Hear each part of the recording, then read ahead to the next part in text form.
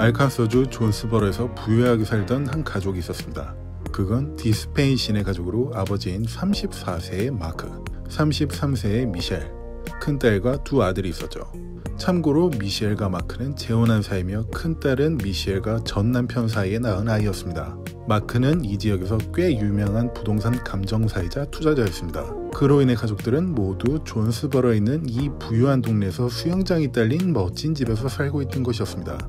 마크는 수백 개의 임대 부동산을 소유하고 있는 부모님으로부터 어렸을 때 이 사업을 배웠던 덕분에 성공할 수 있었습니다. 그리고 아내인 미셸은 열심히 돈을 벌어오는 남편과 대조적으로 항상 명품으로 치장하는 것과 같은 사치스러운 생활을 즐겼습니다. 예를 들자면 1년에 3-4번씩 칸쿤이나 자메이카로 여행을 가서 호화 생활을 누리다 오는 것이 있었습니다. 하지만 마크는 아내와 아이들이 이런 생활을 즐기는데 전혀 문제 삼지는 않았습니다. 오히려 더 지원해줬고 아내를 위한 부동산 투자회사까지 설립해줄 정도였죠. 하지만 그 회사는 항상 뒷전이었고 이런 사치스럽고 호화로운 생활을 계속해서 이어가고 있었습니다. 2011년 8월 24일 수요일 낮, 미셸은 남편이 누군가에게 총을 맞았다며 존스버러 경찰서로 신고를 했습니다.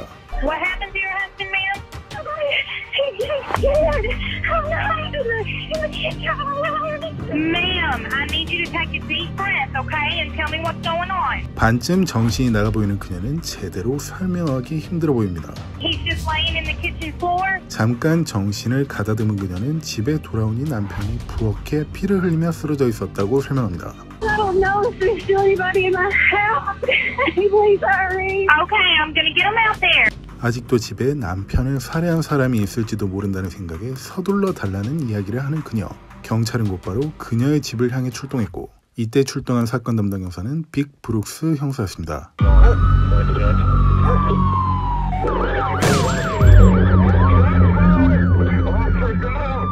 현장에 도착한 브룩스 형사는 신고 내용처럼 피를 한가득 흘리며 부엌 바닥에 쓰러져 있는 마크 씨를 발견할 수 있었습니다. 총을 맞았다던 그의 상태를 간단하게 확인한 결과 가슴 왼쪽 편 옆구리에 한 발, 얼굴 미간에 한 발로 사망한 듯 보였습니다. 보통 얼굴 정면에 총을 쏘는 경우는 상대방을 살해하겠다는 명백한 의도로 판단할 수 있습니다. 왜냐하면 만약 의도치 않은 살인이란다면 상대방이 얼굴을 본 상태에서 미간을 향해 정확히 총을 쏠 수는 없다는 게 대부분의 상황이기 때문이죠. 그리고 창문이나 정문, 후문에는 어떤 침입하는 적도 보이지 않았으며 미셸 씨는 후문을 거의 잠궈놓지 않아 그쪽으로 들어왔던 것 같다고 진술했습니다. 집안에 있는 서랍장들은 모두 열린 채로 옆 사진에서 보실 수 있다시피 모두 엉망이 된 채로 있었습니다. 이것으로 보자면 살인은 강도의 소행일 듯 보이지만 조금 더 면밀히 조사할수록 귀중품을 노린 강도의 소행 같지는 않아 보였습니다. 모든 귀중품은 그대로 있었기 때문이죠. 범인은 귀중품이 아닌 어떤 무언가를 노리고 이 집에 들어왔다. 마크 씨의 총선을 봤을 때 의도적으로 살해당한 것이다. 범인은 마크 씨의 목숨을 노리고 이 집에 온 것으로 추정 가능하겠군요. 그럼 혹시 마크 씨에게 투자했다가 큰 돈을 잃은 투자자의 소행이었을까요? 그 사람이 누구인지 알아보기 위해 가장 먼저 남편을 발견하고 신고한 미셸 씨를 불러 참고인 조사를 진행하려 했지만 남편의 죽음으로 충격에 빠져 워낙 심란한 상태라 바로 가능하진 않았고 다음날 진행할 수 있었습니다. 브룩스 형사는 당시 상황에 대해 상세히 설명해달라고 부탁했고 그녀는 이렇게 말을 이어갔습니다. 어제 저는 점심시간이 되기 2시간 전쯤에 남편을 잠깐 만났었어요. 저희 회사 근처에 왔다가 그냥 잠깐 본 거예요. 그리고 저는 점심시간이 돼서 회사 근처에서 밥을 먹었고 1시간 반 뒤쯤에는 놔두고 왔던 회사 청구서 자료를 가지러 집에 돌아갔고 And he was laying on the floor and that I couldn't see his face because he was kind of looking this way, but there was some blood like all behind his back, running all the way back behind him. I screamed his name and I went over there and I contacted his leg and I screamed his name again. He didn't move at all. 하루가 지났다고 해도 자신과 아이들을 위해 모든 걸 해줬던 남편의 죽음이 쉽게 받아들여지진 않겠죠. 여전히 심란해 보이는 미셸. 형사는 그녀를 향해 본론적인 질문을 합니다. pissed off or that was mad at him. 이 질문의 답변으로 그녀는 경찰들이 전혀 예상치 못한 인물을 꺼내놓습니다. For 3 years we've been looked over our shoulder and scared of his dad. 미셸 씨가 꺼내놓은 사람은 그녀의 시아버지, 즉 마크의 아버지인 잭 디스페인이었기 때문입니다. 제가 처음 설명드린 내용 중 마크가 부동산업으로 성공할 수 있었던 배경으로 어렸을 때부터 부모님에게 배웠기 때문이라고 말씀드렸는데 그 부모님 중 아버지가 아들을 살해했다니 이해가 가지 않습니다. 그녀는 어떤 이유로 해서 시아버지를 지목한 건지 들어보겠습니다. I mean, I hate to think that his dad would do anything like that because it is his son, but he's just very cold-hearted. 시아버지는 아주 냉혈한이라고 이야기하는 미셸. 하지만 이 말을 듣고 한 가지를 생각해 볼 수 있을 것 같습니다. 자신에게 배운 부동산 사업을 하고 있는 아들을 엄하게 대하는 게 썩 이상하지 않다는 것이죠. 보통 대부분의 집안에서는 함께 사업하는 부모 자식 관계에서 살가운 관계로 유지되는 모습을 보기 힘들기 때문이죠. 하지만 미셸의 증언을 뒷받침해주는 증언을 하는 다른 사람도 있었습니다. 이 사람은 미셸의 아버지인 칼 켈리 씨입니다. 사망한 마크 씨의 장인어른이죠. 칼 씨는 그렇게 생각하고 있는 이유를 설명해 나가기 시작합니다. 마크는 몇 년 전까지 자기 부모님이 운영하고 있는 부동산 회사에서 일을 했습니다. 독립한 건 몇 년 되지 않았죠. 그때 마크는 미셸에게 일을 같이 배우길 권해서 딸도 거기서 일을 배우기 시작했었습니다. 그런데 아무래도 성격이 불같았던 잭 씨는 일을 처음 배우는 제 딸에게 자주 뭐라 했고 그로 인해 자주 싸웠다고 들었습니다. 그 모습을 옆에서 지켜보던 마크는 딸을 항상 감싸고 대변했고 그로부터 얼마 뒤 부동산 사업을 독립해 나왔고 그 시점부터 마크 부모님과 거의 연락을 하지 않고 지냈다고 들었습니다. 수백 개의 임대 부동산을 운영하던 잭 씨의 성격은 불같았다고 증언한 칼 씨. 이것으로 보면 이 모든 일은 잭 씨로부터 시작되었고 그가 죽였을 것이다라는 이야기처럼 들립니다. 그렇다면 본인의 이야기를 한번 들어봐야겠군요. 잭 디스파인 씨를 존스버러 경찰서 신문실로 불렀습니다. 브룩스 형사는 잭에게 아들과의 관계가 평소에 어땠는지 물었습니다. 아들과의 사이는 좋았습니다. 하지만 며느리의 해픈 씀씀이 때문에 아내와 저는 그녀와 많이 다퉜죠. 역시 마크의 부모님도 그녀의 해뻤던 씀씀이를 잘 알고 있었습니다. 그렇다면 어떤 이유로 해서 아들이 사업을 독립해 나간 것인지를 물었습니다. 그러자 전혀 예상치 못한 말을 꺼냈습니다. 사실 그 일로 아들이 독립을 했고 아내는 잠시 저를 떠났었습니다. 제 휴대폰에 있었던 한 장의 사진 때문이었고 그 사진은 큰 손녀가 옷도리를 벗은 채로 찍은 사진이었습니다. 하지만 그 사진은 손녀가 휴대폰이 없었을 때 몰래 제 휴대폰으로 그 사진을 찍어서 남자친구에게 전송해줬던 사진이었죠. 저는 그 사진이 있는지도 몰랐었을 때라 해명할 수도 없었고 결국엔 손녀딸이 사실대로 이야기해줘서 해프닝으로 마무리될 수 있었지만 아들만은 여전히 저를 용서하지 않고 있었습니다. 그렇다면 이런 이야기를 전혀 하지 않았던 미셸에게 다시 이 사실을 물어봐야겠습니다. 저희는 이런 사실이 있다고 파악했습니다. 그 이후로 남편분은 시아버지와 싸우고 독립한 게 맞습니까? 네, 맞아요. 그리고 남편은 그 일이 일어났을 때 딸의 나체 사진 사건 때문에 남편과 시아버지는 의절하다시피 아예 연락을 끊고 살게 되었다는 이야기를 했습니다. 이것은 시아버지인 잭에게도 들어볼 수 있었죠. 그렇다면 본인은 누명을 뒤집었었을 뿐인데 낳아주고 키워준 아버지를 이렇게 배신해버린 아들에게 화가 나서 살인을 저질렀던 것일까요? 불같은 성격의 아버지였으니까 충분히 그럴 수도 있다. 글쎄요. 조금 더 그들의 이야기를 들어봐야겠습니다. He was hard-nosed, my son. He was not a very good people person. As long as he could get that dollar out of you, he'd turn around, crap on you, and walk away, you know. And that's the way he was. 확실히 잭이 이야기하는 아들에 대한 평가는 별로 좋지 않군요. 하지만 형사들의 입장에선 많이 놀랄 수밖에 없었습니다. 잔인하게 살해된 지 하루밖에 지나지 않았는데 아들에 대해 이렇게 이야기하고 있었으니까 말이죠.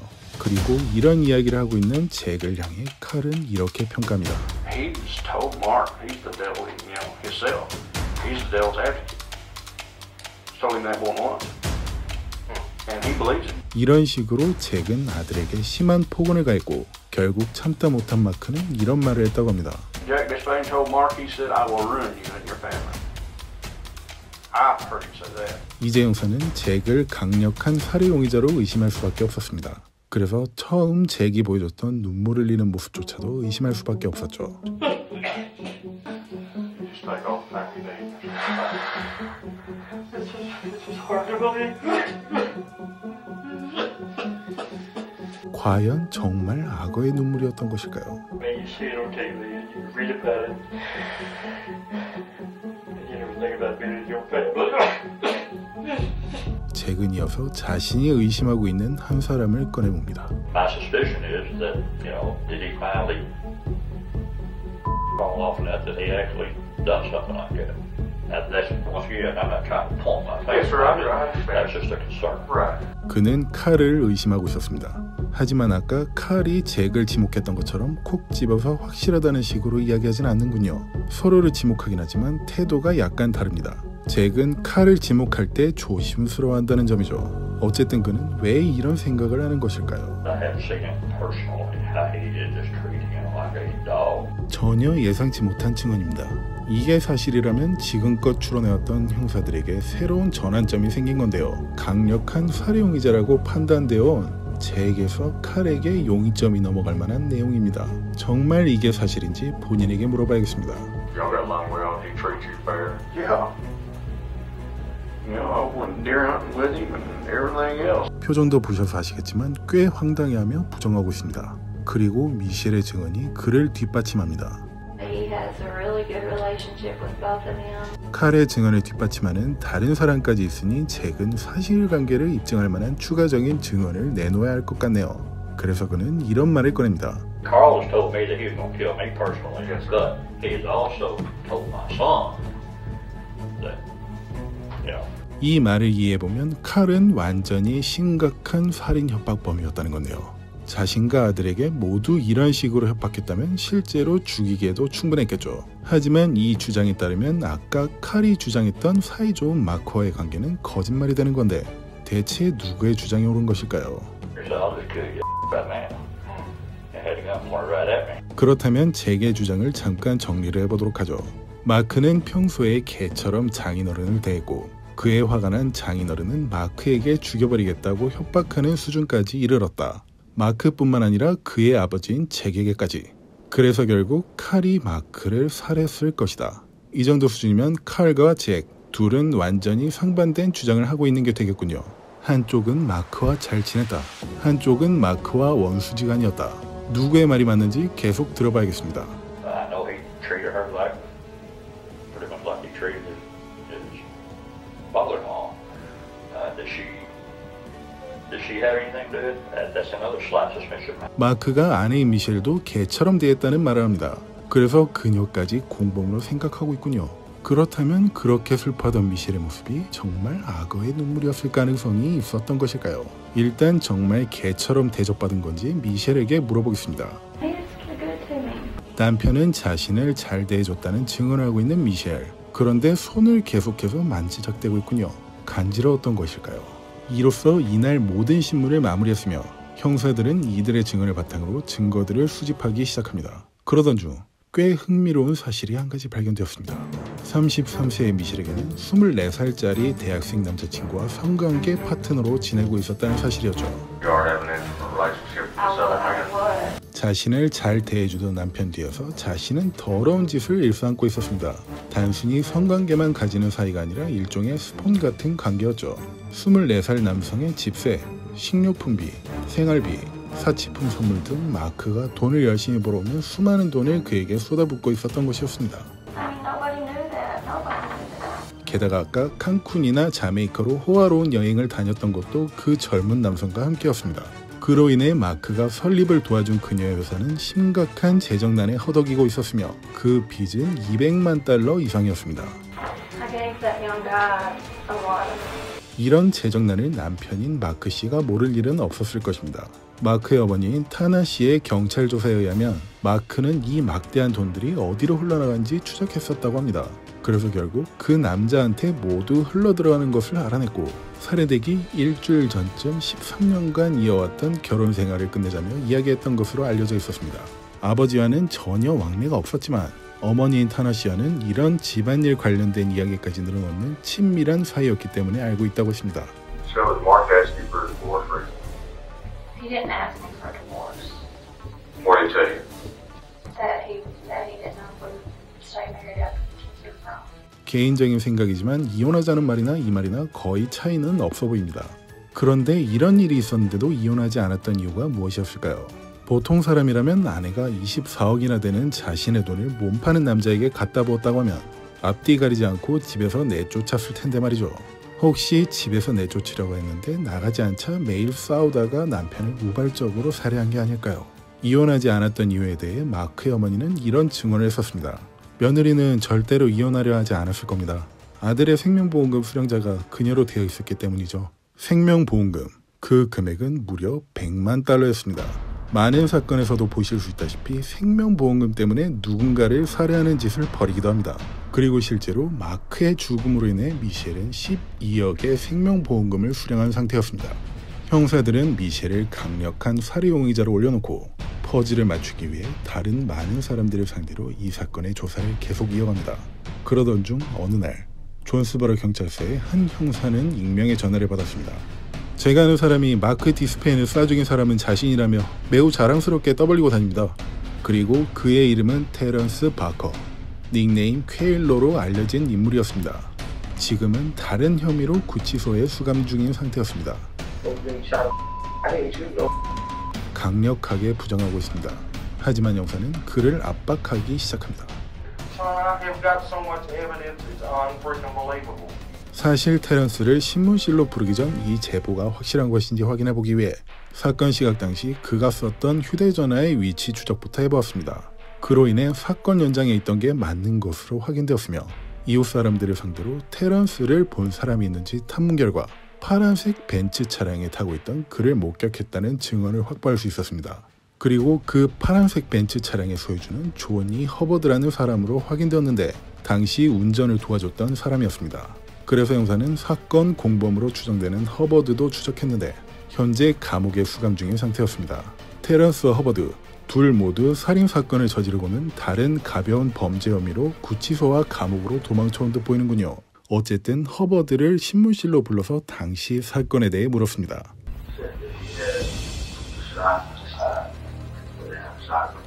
테런스는 자신이 했던 끔찍한 일을 자세하게 자랑했나 보군요. 그런데 테런스와 허버드는 왜 이런 짓을 저질렀던 것일까요? 허버드가 이렇게 설명합니다. 제가 새들어 살던 집 주인은 마크 디스페인이었습니다.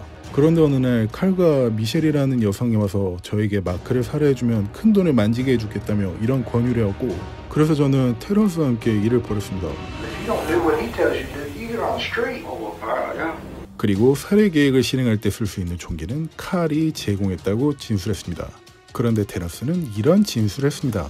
칼은 저한테 마크를 죽여달라고 요구했지만 그에 따른 그렇지 않았습니다. 의뢰 당시 저한테 꼭 여러 번 쏴서 살해해달라고 요구했습니다. 그리고 사건 당일 아침에 칼은 저에게 반드시 오늘 죽여야 한다는 문자를 보내었고 당시 집에서 업무를 보고 있던 마크를 집 밖으로 끌어내기 위해 점심을 같이 먹어달라고 답했습니다. 그럼 집이 비어있을 때를 틈타 몰래 들어가 숨어있다가 돌아오면 살해할 수 있으니까요. 이 진술을 뒷받침할 수 있는 주고받았던 문자 내용과 미셸과 마크가 점심 식사를 했던 식당의 CCTV도 확보할 수 있었습니다. 이로써 마크 디스페인의 살인사건의 모든 증거들은 확보되었습니다. 살인범과 살인교사범. 형사들은 먼저 미셸을 경찰서로 불렀습니다. I have a man that shot your husband, the one that killed him in jail right now. You know for sure? Yes, ma'am. Yes, ma'am. He is in jail. Okay? 미셸은 머릿속으로 어떤 생각을 하고 있는 것일까요? 정말 궁금하군요. 형사는 또 다른 소식도 전합니다. At this point, I will also be arresting your father. My father? Yes, ma'am. Your father will be arrested for murder. I have all the information, all the evidence I need. Not Mark's father. No, ma'am. Your father, Carl Kelly, is responsible for setting this up, partly to have your husband killed. 이제 모든 걸 들켰구나 하는 모습처럼 보이는군요. 그리고 그녀는 마크의 생명보험금 중 정확히 절반인 50만 달러를 아버지에게 입금해준 이력이 있었습니다. 형사는 그 증거도 확보했다며 그녀에게 말했죠. The implications are everything else that's been gathered. This money's supposed to have been coming from you. He's greedy and lazy. What would he get out of this? You would think that I would take care of him. 그리고 미셸은 이 순간부터 어떤 대답도 거부하기 시작합니다. I don't want to talk about this again. I know you don't. 변호사를 선임한 미셸. 결국 이들은 모두 존스버러 지방검찰에 의해 기소되었으며 각자의 혐의는 이랬습니다. 아버지 잉칼은 1급 살인, 살인 교사 혐의, 실제로 총을 쏜 테런스는 1급 살인 혐의, 허버드는 살인 교사 및 살인 공모 혐의, 미셸은 살인 공모 혐의. 이 파렴치한 사건을 저지른 그들은 확실한 증거로 인해 빠른 재판을 받을 수 있었고, 미셸을 제외한 다른 사람들은 본인의 죄를 인정하고 반성하는 모습을 보였습니다. 하지만 미셸은 본인의 죄를 인정했지만 계속해서 아버지 잉칼과 죽은 마크 탓을 하며 반성하는 모습을 보이지 않았기 때문에 살인 공모 혐의였지만 꽤 무거운 형량을 받았습니다. 칼과 테런스는 35년형, 허버드는 18년형과 과거에 저질렀던 불법 약물 복용 혐의로 집행유예로 풀려나 있던 상태라 가중처벌로 20년이 더 추가되어 총 38년형, 반성을 하지 않는 미셸은 30년형. 참고로 이 중 미셸만 2019년에 가석방 자격이 주어지는 형을 선고받았습니다. 그래서 지금인 2019년에 가석방 신청을 했지만 반성하는 모습이 판사에게 제대로 어필되지 않았나 봅니다. 바로 기각되었고 2020년을 기다리고 있는 중이죠. 가족들 사이에 얽히고 설켰던 복잡한 사건들 사이에 포기하지 않고 진범을 찾아낸 빅 브룩스 형사는 2018년 존스버러 지역 올해의 경찰 표창을 받았습니다. 지금 이 순간에도 끊임없이 벌어지고 있는 돈 때문에 일어나는 사건들, 인생에 있어 돈은 없어서 안 될 중요한 것입니다. 하지만 자신과 가장 가까이 지낸 사람까지 배신하고 돈을 택한다면 그건 더 이상 짐승과 다를 바 없겠죠. 저는 쇼킹TV 톰슨이었습니다. 긴 시간 감사드립니다.